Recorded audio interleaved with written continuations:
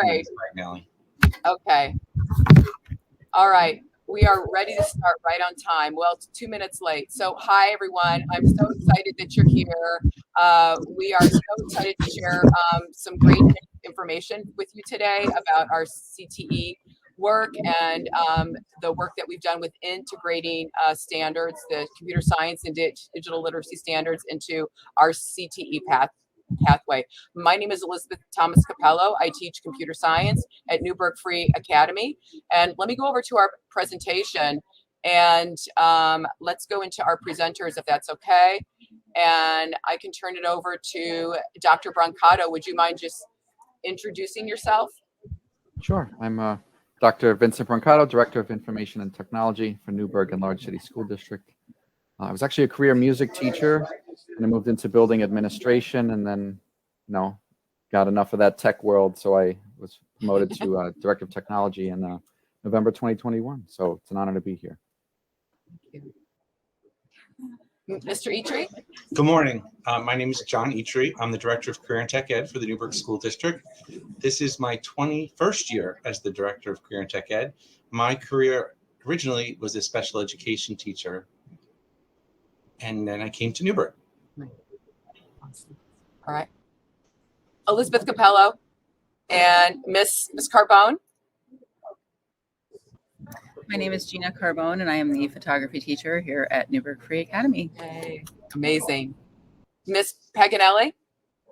Hi, my name is Leanne Paganelli, and I am the junior cosmetology teacher here at NFA Maine. Thank you. Okay. And thanks again to everybody being here. So what we just kind of like to go through today is to talk about the Learning Technology Grant, just kind of the process that we used for our district with this grant. We'll go into the CTE pathway connections and how we kind of integrated that and started that into our CTE pathway. I'm going to show a few of the curriculum examples that we started with, just kind of got our brains thinking about how to connect these standards into our own work. We're going to go into the connections through photography and the connections that was done through cosmetology, and then I'll wrap up with the computer science work. So let's pop in. All right, Dr. Brancato. Okay, thank you very much. We are very grateful. We were one of the recipients of the Learning Technology Grant. So when I started November 2021, sort of a strange situation. We had the grant awarded, but all the things that were planned were supposed to happen in the summer. That already passed. So we had to figure out very quickly what we were going to do to have really high impact with the funds. So we realized that there was a high need for digital citizenship instruction, as you all know, with all the things and social media, cyberbullying. So that was really a focus of our team. Next slide. So digital citizenship is a component of the computer science and digital fluency learning standards, and there is an implementation timeline by New York State Education Department. So I have this grant, and I was like, okay, digital citizenship, part of these standards, let's leverage this grant to really start infusing digital citizenship in the curriculum, in K-12 curriculum, so we could be on track for full implementation of these standards by 2024, all grade bands K-12. Okay, so year one of the grant was our year for capacity building and initial implementation. So if you don't know, the International Society for Technology Education, they have a great self-paced course on digital citizenship, highly recommend it. So we invited team members who were interested to participate in that to really get a deep, detailed understanding of a lot of nuance around digital citizenship. Also myself and our former ELA director, she moved on to another district, but we also provided PD around curriculum writing for team members in the first year. And then once that phase was completed, then we started working on standards aligned curriculum maps. So this, we're really looking at the standards and saying, okay, what time frame, like quarter one, what standards should be taught in each quarter just to help us pace, And then the units of study would help us then say, okay, what does that actually look like in the classroom? So we did that the first year just as a standalone curriculum. Next slide. So this is what it would look like, and we do have it on our website, hyperlinked on the HyperDoc. You could see all the year-long context or year-long curriculum calendars that we designated. We pretty much did this for all the grade bands. You could see bundle 1, we have trimesters in our elementary school, so we have 3 bundles. So bundle 1 would contain these standards, and we also aligned with the ISTE standards. We did that for each grade level, and we have a Learning Technology Grant HyperDoc on our website. If anyone's interested, you go to the technology tab on newburghschools.org homepage. You could, peruse those materials. All right, next slide, please. So then year 2, we have instructional technology facilitators. Those are teachers on special assignments. They were participating with classroom teachers to model some of these digital citizenship classrooms. So they pushed into library, they pushed into health courses, and they ended up servicing more than 2,300 students in our district. So that's a major win. With this grant, we already were able to service after a short period, so many students. But I realized that this is kind of not a sustainable model, like just having these pop-in lessons with some teachers supporting. So then my question was, how do we get this to live in the curriculum and not end when the grant is done? Next slide, please. So then that's a concern with a lot of grants. When the funding ends, the program ends. And so I thought through, and next slide, came up with an idea to keep it going. So I reached out to Mr. Eitri, our Career and Technical Education Director, and I'm like, hey, I have the crazy idea. Would you like to partner with me to infuse technology standards in CTE? And he was like, yeah, totally. So, so towards the end of last school year, we worked with a lot of the Career and Technical Education teachers to start getting these standards to live in their curriculum, to really embody the spirit of that K-12 expectation from the state ed. It should live in the curriculum. It's not a course per se. It's these standards need to live sporadically throughout. We don't talk about digital citizenship only in a digital citizenship course, right? We really need to bounce around in the different subject areas to really build a culture around that. So year 3 now, and we're currently in year 3 of the grant. So what we're going to do is math, science, and social studies will begin that work to infuse those standards where appropriate in those courses. All right. Next slide. All right, so we're going to turn this over to Mr. Eitri. If there's any questions, please put them in the chat, and we have some people that can answer them. We'll also link the slides as soon as we're completed with our presentation. So thank you. All right, Mr. Eitri. Thank you. Very great introduction, Dr. Mercado. I liked everything you had to say about CTE, so I'm excited. Those who don't know about Newburgh, we are a school district that houses our own vocational program. We have 19 pathway programs, and only 15 are approved pathways, and we have 4 to go. Our pathway programs were a perfect marriage with the standards. As soon as Dr. Mercado brought them to me, it was like they fit. And then I'm not going to go into how they integrated them and how they did it, because I know 2 of my staff are here and they're going to show you that. But this was a perfect marriage. The teachers worked after school, they worked in teams, and they went month by month with using their curriculum maps and began to integrate, even add activities and lessons that will always be there. So these standards are embedded and are practiced. This year, I was lucky enough to begin a middle school computer science program. And with that program, we have got 4 middle schools, and we are working with 6th grade students using Lego Education and our Chromebooks. Kids are learning to begin to program. The reason we did this in our middle schools, first of all, because it is a growing career. But as Liz can tell you, Ms. Capello can tell you, my biggest concern and my concern for others is the lack of females and diverse students that take this program when they get to our high school. So my idea in the districts was to add this into the 6th grade and get kids excited. I am happy to say we are only in the 4th week of school. I have visited 2 of the programs twice now. The kids don't even know I've entered the room. They are programming simple equations into their Chromebook to make the Legos work.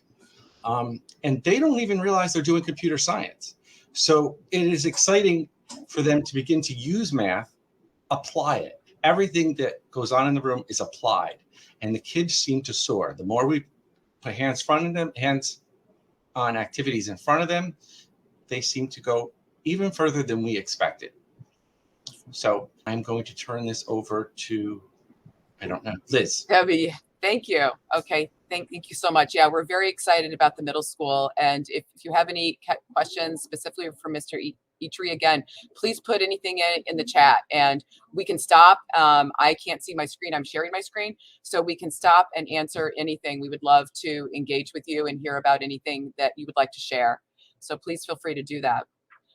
Okay, so on this slide, I just want to introduce that before we started this, spoiler alert, I was on the Digital Citizenship Committee that Dr. Brancato spoke about.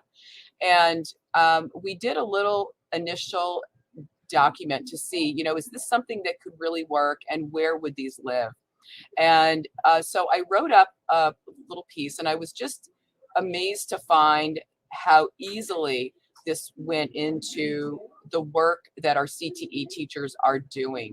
So I have some examples on this next page. And again, we're talking about the computer science and digital literacy standards.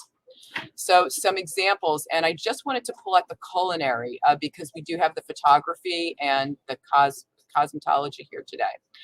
So with our culinary, with impacts of commuting, access and to information and services relate to restaurants in Newburgh, community-based. So the diversity of the restaurants, how do these reflect our community? So that would be under our impacts of computing. And number 2, we have copyright protection of a recipe design.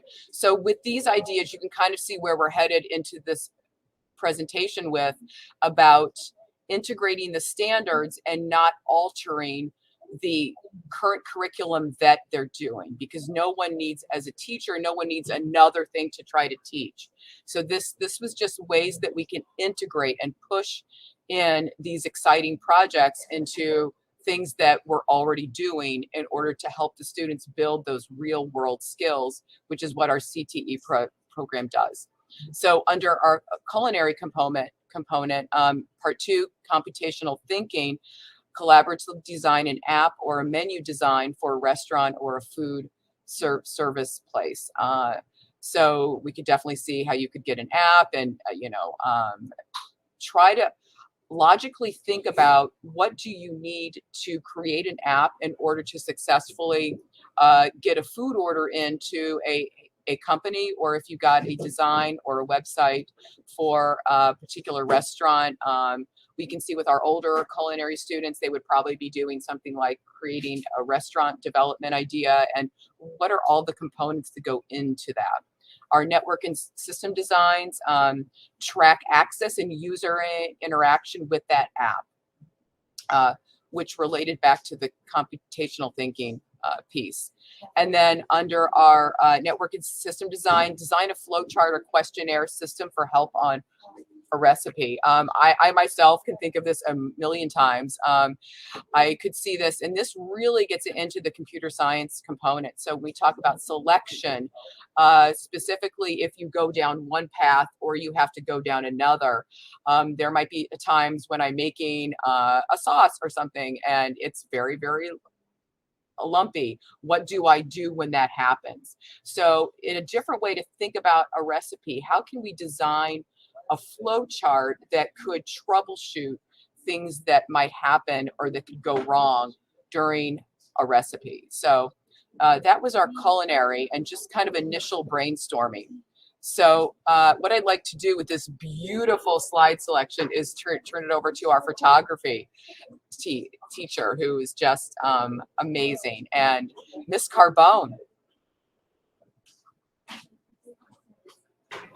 Hello. The timing on this is really off. Yes. Bella's about to switch, and I'm right by this cafeteria, so I'm not even sure if you guys are going to be able to hear me. Do you want me to go to my part? Do you want me to go to my if you part? could just, I don't And know then we'll what's go back going to on. you? I can't see your screen share. I just see your photo. My photo. You can't see my screen share. Okay. No, I don't see the slideshow. I can go to the slideshow and look at it on my own, but I can't see it. Okay. Is anybody else having trouble? I don't know No. Okay. so it's Could me. you oh, you know what? I think that you're on a Mac. If you want I me am to on a Mac. Okay, so do you want to go to your slideshow? But we will come back to you. Okay, you're going to give me like 2 minutes here for Exactly. the changeover. Yes, to happen. exactly. That's perfect. And then just Thank come you. right back, and then you can use the slides and tell me when you want me to switch. Okay, thank you. Okay, thank you. And I have a computer science class in the background. I'm just going to tell everybody, have a great weekend. Everybody, last person out, could you shut the door? Thank you so much for your work this week, okay? Okay, so I'll go to my specific area and then come back to cosmetology. Okay, so here we are with our computer science pathway. We've got some just a few pictures of things that we have going on over here, and our computational thinking, how we integrated computational thinking. Let that bell ring. How we integrated our computational thinking. I know we think computer science, this is going to be a no-brainer. It's going to be very, very easy to work with. And in many cases, it is. So the work that I'm showing here is from an introductory computer science course, specifically programming algorithms and the development process for our Unplugged, which is relating to our 9.912, our computational thinking 6, to demonstrate how at least 2 classic algorithms work and analyze the trade-offs. So we're looking at a peanut butter and jelly problem solving exercise where they have to develop an algorithm to make a peanut butter and jelly sandwich. That's really, really specific because we want the students to start to think logically and think like a computer would, and to shift that thinking is really something that we work on our early exercises. So we hit this right off of the bat with some of our early work. So our introductory computer science, we also work with a program which I know everybody is familiar with here, Scratch. That leads into Python. We do about 4 or 5 lessons, and which touches upon almost all of our standards with Scratch. That transitions into Python.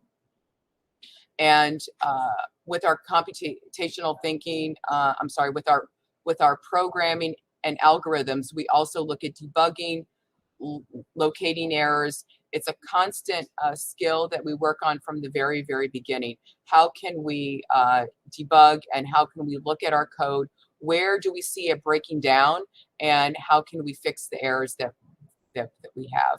I've got some students' examples that are at the bottom.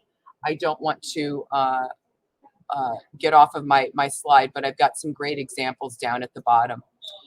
Just to share that transitional shift to see, and you can see how that happens. When clicked, we've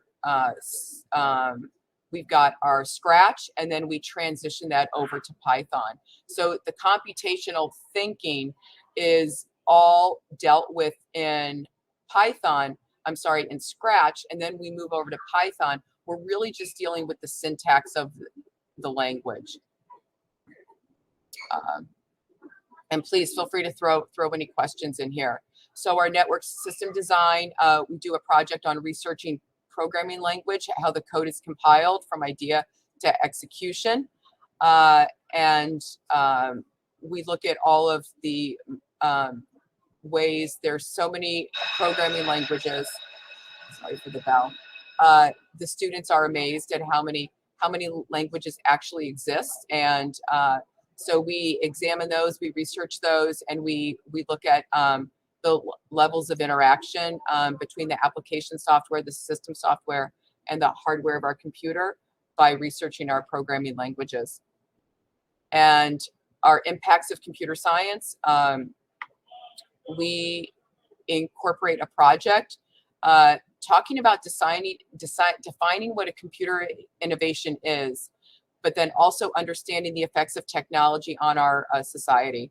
So some questions that we ask in that presentation is, what is the intended purpose of the innovation that they've chose? Describe the development that went into the creation of that, a little bit of history. What is the benefit? What is the effect?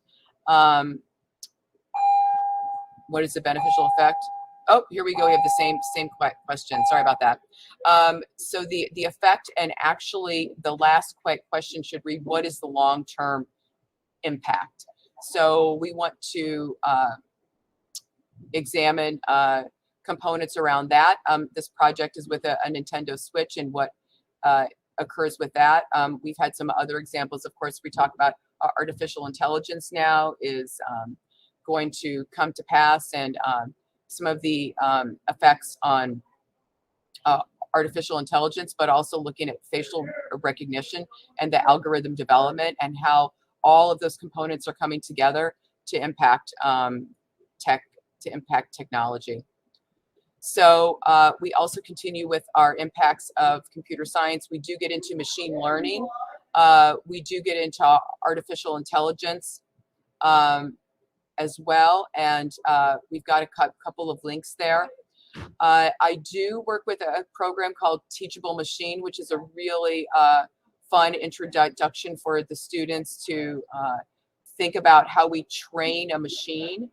And that is where we end up. I really hope to look at more examples about machine learning, and I would love to structure in some more data projects. My introduction to computer science is not a year-long course. It is a 2-quarter course. So that would be amazing to expand that course to 1 year and to get into some more data analysis and some more of our cybersecurity work. So integrated throughout the course is digital literacy and digital citizenship. We get into pair programming. For those that are not familiar with that, we have a student that is a driver and a student that is actually assisting the driver and to talk about what is the next step. So actually students that are collaborating together to create a program. We talk about the students are on many different platforms. They have a program that they code from. They have a program. We talk about integrating with Google Classroom and Drive. And I don't want to, say anything. It's hard. We really are focusing on, with this committee, it's so incredible. We're really focusing on the digital literacy skills. And it's something that we still work with. I probably spend a few days just kind of walking through the classroom again. After everybody comes back from their break, everybody's a little bit off kilter. So we kind of walk back about building back up those digital literacy skills to get through the year. We also have Computer Science Education Week. I bring in a lot of speakers that from all different areas of technology to talk about their careers and talk about their work. And that really is a exciting opportunity for people to actively think about, how could a career in technology look for me, and what specifically from the class have I taken in order to further how could I further my interest outside of this class with a specific topic. So that's a terrific. I also always bring in a speaker about your digital footprint. We talk about online, how we present ourselves online.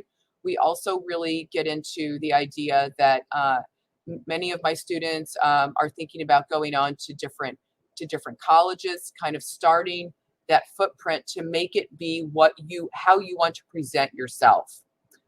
So that's a conversation that we have. So we really integrate digital literacy and digital citizenship throughout our entire course. So that was an easy fix. So I have to say I had kind of the easy road, I have to think. But let me go back And can anybody want to share out where we are? We can go back to Ms. Carbone. Yes, I'm ready now. Okay, thank you so much. Are you able to see my I screen? can see it. I can see it right now. That's Okay, me right excellent. there. Okay, terrific. Okay. Thank you, Ms. Carbone. Oh, thank you. And thank you for inviting me. So my name is Gina Carbone and I am the photography teacher. I just lost the screen, Elizabeth. That's okay. I'm going to go over to the other slide. It's fine. Okay. So these are just some examples of student work. Photography is a 3-year pathway here at Newburgh Free Academy. So I have that benefit of having, you know, an extended relationship with some of my students that stay with me for all 3 years.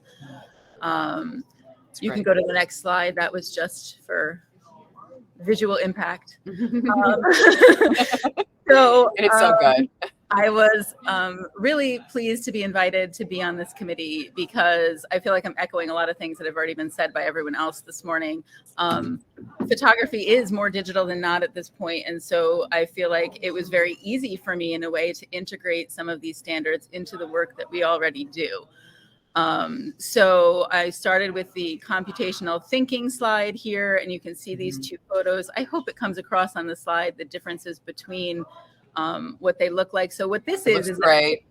a web-based camera simulator, and it's actually what my students are working on right now. So the Photo 1 students start with this simulator that actually is made by Canon and allows them to change the settings on the camera in the screen and show them how changing the camera settings affect the outcome of their image. So sort of like before they actually start to use the camera, they use this simulator and it helps them to understand what the different settings on the camera are going to do to their photos. So that was really easy for me, like I said, to align these with some of these standards because we're already doing these things. So they're implementing this program to help sort of augment the learning that they're doing hands-on with the camera in a digital way. And so I have received, this is like the I think it might be the 3rd year I've used this with students, and I've gotten a lot of feedback from previous students that this really did help them when they then went to actually take pictures to understand what all the different settings do. So when Ms. Capello shares the slideshow with everyone later, I did link to the online simulator if anybody wants to try to use it on there for you. So you can go to the next slide. So network and system design, this one talks about different integrating software into things that we do. And so like I said, photography is more digital than not at this point. So we more often than not are taking the images that we do. Obviously, we're putting them into the computer, but we're also using editing software to affect what those photos look like. So I gave you a couple examples of some like sort of Photoshop work with the eye that you see on there. And otherwise, we're using Lightroom. Sometimes we use more than one program. If we edit something in Lightroom first, but then want to do additional work, we'll bring it into Photoshop and do other things to it as well. So they are sort of just naturally doing these things where they're integrating different things with each other in the computer. So it really is, like I said, something we've already been doing. And you can go to the next slide for me. Thank you. Right. The next one is cybersecurity photography. So like these are issues that are just like real world examples for students who are photographers and want to pursue this as a line of work. You know, the idea of trying to protect your images. So I actually teach them in their 2nd year how to create their own like watermarks so they can sign their photos as like an extra layer of protecting their images when they're being shared. And we also talk about metadata and how there's ownership that is embedded into the file format that will identify it as their photo if anyone else tries to use it and present it as theirs. So that's kind of a big part of what we do in terms of cybersecurity. And then you can go to the next slide if you want. This is the next thing that the Photo 1 students are about to do. So they practice all the different camera settings, and then I have them create their own digital artifact. This is a little spoilery for the children in the room because they don't know yet that they have to do this, but they're going to make their own exposure triangle using the photos that they've taken And we're a Google school, that's our LMS. So we are going to do this as a Google drawing. So they're going to import their photos and, you know, create the triangle and label it and do all of those things so that they can have that visual representation of how changing the camera settings affects their photos. So I gave you a little example of one from last year there as well. And I think this is my last slide. I love that project. That's so great. So next slide is digital citizenship, and this is the last slide. So for digital citizenship, again, I feel like Ms. Capello has already talked about all of this, but you know, we live in a digital world at this point. And so students, as they advance through my pathway, start to make an online portfolio where they are going to show their work. So either just to, you know, go out into the world as a photographer, or if they want to apply to colleges, they obviously need a portfolio for that. So they will build a website portfolio for that. And that is how they are creating and maintaining their digital presence. So that's where like the idea of, you know, everything that you're posting is visible. And that's where we talk about the idea of digital citizenship as it relates to us as image creators and sharers of content. That's great. Okay, that's it. I'm done. Thank you so much, Ms. Carbone. That was terrific. Is there any questions? I can't see any. Is there any questions, or is anybody in the chat putting anything in? I could have used that program. Yes, I think I could have used that program as well. It really is brilliant, and it works through the web. So anywhere that you have web access, they can go on and play around with it, and it's really a lot of fun. So, and like I said, the students did tell me that it has actually helped them to understand how the settings work. So it's a beautiful thing, and it's free to use. Nice. Okay. Thank you. Thank you for including me. Oh, thank you. That was so great. That was so great. Thank you so much. All right, Miss Paganelli. Hi guys, my name is Leanne Paganelli, and so I teach cosmetology as the junior cosmetology teacher here. This is Newburgh Free Academy. It's Newburgh Enlarged City School District. And so my program is a 2-year licensing New York State program where students have the ability to sit for their licensing exam. So upon their graduation and completion of their 1,000-hour course, they can get their license right when they graduate high school and start right into the workforce if they choose to. So these are just a few photos of the students, of us going to the International Beauty Show, different things that we do in the school, and some competitions that we've done outside of the school. So Ms. Capello, if you can move to the next slide, please. So when it came to computational thinking, the main thing that we really focus on with the students is, can I work where I want to live? As a licensing class, they are going to be licensed only in New York State, but we teach them about reciprocity. And something that we have the students do is we have them pick 2 areas that they want to reside in and compare the cost of living to the beauty industry pricing. So for example, students that say, well, I want to live in New York City. Well, how much money is that going to take to live in New York City?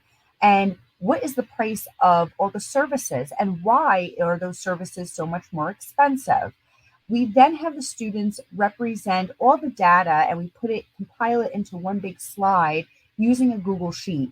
So here we really see the data analysis and visualization. So students can really decide, where do I want to live, and is this going to work with me? And computational thinking is a huge component to this that we've been doing all along.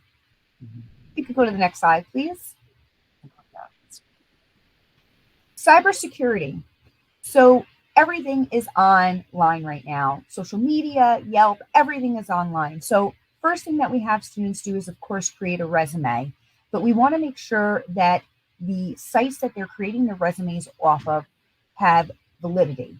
And we ensure that with them going into a project and starting to create, what do I want my resume to look like, and what components do I need in it? Then the students would build the resume, but we also have to list the pros and cons of an online resume. And where are we sending it? Are we sending it through jobs that have things like Indeed? Okay. And what kind of personal information should I be putting on my resume, and who would be able to see that? The other thing with that is anything that I put onto the computer is going to always be there. It's never going to be erased. So something we really try to embed in our students currently is that the photos that you take, the comments that you make, they will follow you. And as a professional, you want to make sure that you're keeping those professional profiles. Cybersecurity is a huge component in our cosmetology pathway. Miss Paganelli, can you go? Miss Paganelli, I called myself. Miss Thank you. When it came to digital literacy and building a digital portfolio, so this is where students really have to bring their A game when they're going onto a interview. You know, we interview a little differently. Yes, we bring a resume, but we also have to bring our physical portfolio of what we've done in all different aspects as they get certified in hair, skin, and nails. So they're going to create and collaborate together, creating a digital calendar to run a cosmetology clinic and use Google Forms, calendar, and slides. So this is really incredible. We actually did this last year, I believe in the year prior to that, where the students made a profile basically of their work and a portfolio. And then what they did is they linked on our network here at school, our Launchpad, a little area where people can book and see their work and who did they want to book with. And that way, when we came in on Friday mornings for clinic, we could see our schedule and who has requested to book with what student. Mm-hmm. This was a huge benefit as it would really help them get into the professional world. And if we could go to the next one, please. When it came to digital citizenship, so a digital footprint project using common sense media lessons. So students, first thing we have them do is Google your name. Find out what everybody else can find out about you. All right. What does that footprint look like? And then we have students provide 4 resources of how those digital footprints affect their future employment. Was there something that came up that maybe we really didn't want to come up? Or do we want to provide more things in a positive light to come up? And how do we do that? That's great. Next slide, please.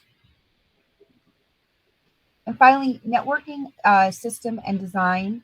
So this is really an incredible one. I actually love this one where we're trying to have students go into internships. And when students go into their internships, they have to become acquainted with the scheduling programs that are currently at that salon. Just like when you go to a doctor's office or when you go to get work done on your car, your information is going into a system. And what does that system look like? And how do we reboot it and troubleshoot it? So students need to get on-the-job training using critical thinking, problem solving, and those troubleshooting skills on multiple platforms. Because when a client comes in, they need to know that if their system loses network, or let's say they need to reboot it, they need to not only know how to do that, they need to know the resources in which, how will I get to somebody who does know how to do it more so than I do if I get to a certain point that I can't anymore. This, you know, of course, we still go with paper and pencil and pen as we always do to back up, but our systems have come a long way. So now when you input somebody's name, medical history comes up to make sure we know what allergies are there, and we need to know how to input that information and also access that information. That way we don't hurt anybody in our future job professional setting. And this is a great way of doing it, is being to incorporate network and system design. That's great. Thank you so much. I think that was my That was great. That was great. So let me just get to, let me pass through mine. And if I can just add an element here, let me just come here to thank you, but we'd also like to have everybody maybe have a little discussion. We definitely have some time to do that. But I also want to share from the teacher standpoint. I think I was so inspired by hearing Miss Carbone and Miss Paganelli, what they're doing. And we just wanted to share that I think we went through this process, and Miss Carbone and Miss Paganelli can chime in too. I think it was like, oh no, do we have to, I think from their standpoint, more than mine, do we have to do something different? And then we realized through this process that there's nothing new that we have to do. We just have to think about our current work and how can we put these standards into our current work that even serve our students even better. So is there anything anybody wants to add to that? Did you realize that as well, Ms. Pargo? I think definitely. So it felt daunting at first to say, oh no, there's a whole new set of standards that I have to apply in addition to the standards that I have to apply for content. But then as I started reading through them, I realized it really is a lot of things that we do on a normal basis anyway. So it really was, I felt like things really fit almost seamlessly into a lot of my curriculum as it already is. That's great. Ms. Paganelli, was there anything you wanted to chime in? It's okay. No, But yeah. No, I actually agree with Ms. Carbone completely. At first it was, well, how are we going to do this? But then starting to look at the standards and saying, wait, we do this project already. Wait, we actually incorporate networking. Oh my gosh, we actually do cyberbullying. And you realize that all you basically had to do was take your projects and put them in to the standards, and it worked really well. Thank you. That's really great. I think we all felt that same way. But let me, if I could escape, and let me just kind of get back to our hop-in screen and see everybody. I'm going to post our link in the chat, and let me go back to chat. And I'm so excited. We were so excited to present this to you today. I'm going to put the slides in the chat, and then we would love to hear about anybody, what they're doing. I see Yusik, I'm not sure if I'm pronouncing your name correctly. So this presentation will be very helpful for me as we are running a CTE teacher education program and creating a CS teacher education program.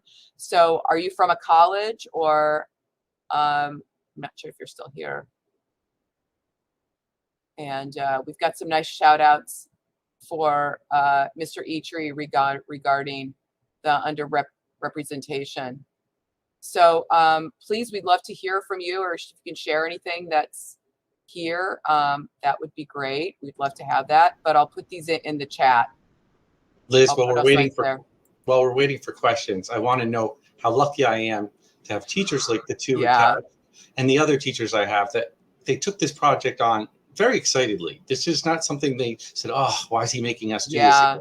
They were eager to do this, and actually showed me a lot of integration that they can do.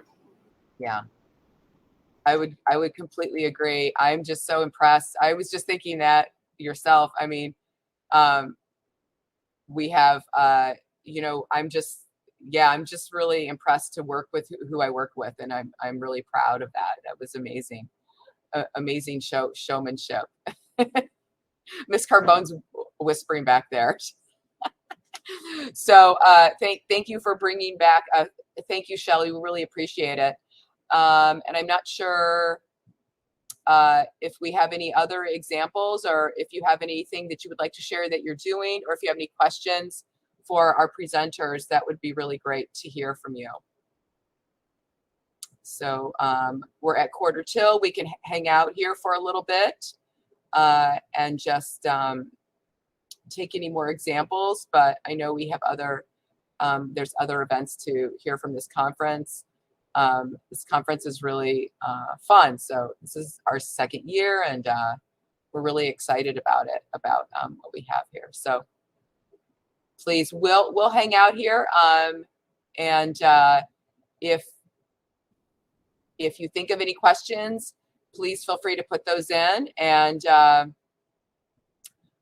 we hope you enjoy the rest of your conference as well. Please make sure you check the links in the back. We've got some resources for our CTE work that we have, and please feel free to reach out to any of the emails that are in the presentation as well. And we would love to connect with you or communicate. And if there's anything that you think of, we would love to answer for you also. Thank you. This was fun. This was a very fun. So we have some people still up here, but please feel free to bring that in. Again, any questions, please feel free to put in. This was nice. You did a great job. Everybody was really, really terrific. From an outside, different topic for a minute, unless somebody has questions. Yeah. We all need to look at our backgrounds when we do visuals. I've never seen so much confusion and stuff laying all over the place. Just, Yeah. Avocado toast. I will Yeah. have you know, I will have you know that I absolutely checked my background and moved know a you bunch did. of things out of the way. And So I looked at my own and I said, geez, this doesn't look professional, so I need to fix that. well, I have fixed your camera angle, so there is that. Mm-hmm. You know what they do for the college is you've got a impressive. Thank you so much, Karen. Is there anything that you want to share, or is there anything in particular you have a question about? Please feel free to put that in, Karen. Thank you so much. We really appreciate that feedback. Thank you. I wanted to say we should do a Newburgh one, like a Newburgh in the background, NECSD next time. But yeah, well, it looks like we're very busy. We're in a school environment right now for sure. Thank you. So let's see, we have some people here. So we have a few more people here that are still here. But if anybody wants to go ahead and log off and leave, I'll stay on. Oh, assist with capital area with approval process, and this is hugely informative. Could you talk about that a little bit further? What approval processes are you speaking about with the capital area, Karen?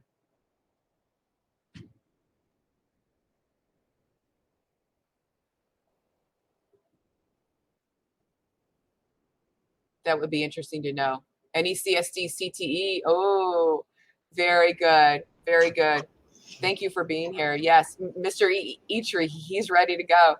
Yeah. I have to say, I've been working with the New York State Resource Center, and they have been great one-on-one as we do the approval process. They overlook my curriculum. Anything I need, they help along with the process. But even the associates at New York State have been incredible with the process as we get closer to having all our programs an approved pathway. The change of curriculum is perfect for cosmetology right now because they are up for reapproval. And Mrs. Carbone's photo program is actually in for approval to be a pathway as we speak. If you have any specifics about the approval process, I hope I can give you good advice.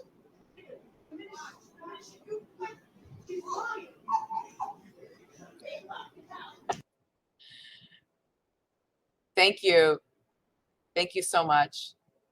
Okay, that sounds great. So I know there's, thank you, Karen. So if anybody of our presenters needs to log off, it's completely fine. I'll stay on, and I know it's a busy day. Thank you so much, Miss Carbone. Thank you so much. Thank you. I'll talk to you soon. Karen, I noticed you said please, on my emails there, if you need anything with approval process or just want to compare things, that's what we do. So reach out to me, please. Do you want me to put your email in the chat? Yes, that would be great if she's interested. Okay. Thank you so much for having me. I hope you guys have a great day. Thank you so much. Thank you so much, Leanne. Miss Peggy. Have a good weekend. I'll see you though. You too. Bye.